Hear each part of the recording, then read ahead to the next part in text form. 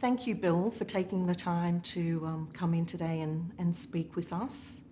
Can you just tell us a little bit about what art meant to you as a young boy? Well, it was the only way that I could express myself, actually. Art in school was very formal, but I used to actually draw on the dirt in the lunch hour and that sort of thing. Well, I think it's the ability to draw both from observation and from their imagination. And that's one of the things that I was born with. You had your first solo exhibition at the Brisbane Design Centre in 1967. Yes. And previously you'd been showing with the likes of Roy Churcher and... Yes, that's sort of little exhibitions. That first exhibition, I suppose, it was useful because modernism and the modernism of Molvig and Roy and people like that also brought with it a complete sort of direction change from what they did at the Central Technical College, which was extremely traditional and formal, almost Victorian in training. I think the 67 one was better than the 69 one because I'd sort of gone off on a branch of modernism where I started to have some sort of influence of Paul Klee and people like that, which had really nothing to do with me. Then you started doing the Conti drawings of the cows. By 1970, we'd moved to Birkdale and had a farm. It was a very disorganised farm. I wasn't really a farmer at all. And I was still teaching full-time. That's how I made a living. Certainly one didn't make a living out of painting. Now, we did keep cows as well. When you're sort of painting a cow, I worked out some sort of system whereby I would put them into ovals first, almost like Victorian photographs. That's how I started with the cows. Those first oval drawings of cows are very important. So from there then, I incorporated chooks and goats, which we kept as well, and dogs, which we kept. The 1980s were an interesting decade for you. In 1983, you were selected for Australian Perspective at the Art Gallery of New South Wales, and you painted your first Archibald entry, William with Josephine. And then in 1986, you were in the Sydney Biennale. And then the following year, you went on to win the Archibald with Equestrian Self-Portrait. And Queensland Art Gallery commissioned you to paint Four Seasons.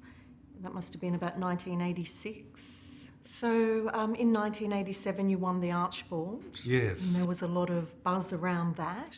There was. I wasn't ready for that. But the critic Elwyn Lynn gave it a very good write-up. He more or less described it as being a bit like one of those sort of knights on horses that one might find in a Venetian square, except that it wasn't a painting of grandeur at all. It was rather a silly painting of Farmer Bill on the horse with no reins, no bridle, no belt, no saddle.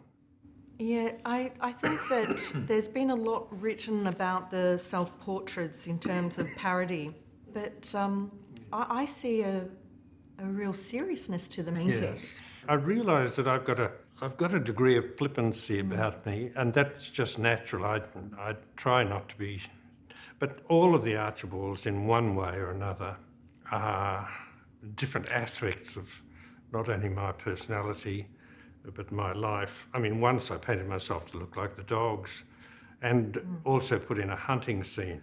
I was hunting with my pugs. No one hunts with pugs. And I had a broken shotgun too, which is a sort of a deflationary device that I won't go into any further.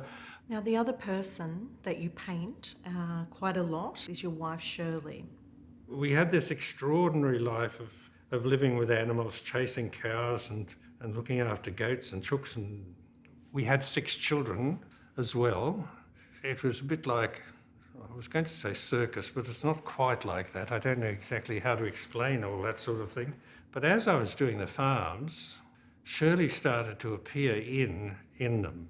Somehow or other, I still had so many influences, so she wasn't her real self. She came into complete stardom on the farm, and in the bush pictures and things like that, riding the horse and chasing cows and things like that. So in 1989, the 80s were quite a decade of growing acknowledgement of your work and success. And then in 1989, you retired from teaching full-time. What impact did that have on your life? A big impact. The first painting I really did was almost the biggest one that I've ever done, called the Sunshine Painting, which was about the farm at Beachmont, and which was in 3 panels, large panels. It gave me the ability to take on things a much bigger scale and therefore much bigger commitment. And you're so disciplined and you paint every day? Every day. I paint until I drop, as it were. But I could no more stop painting than I could stop listening to music. Well, thank you for taking the time, and you're so generous with your time and your knowledge, and I hope that this will give some insight into your work and your practice and your life. So thank you. Thank you.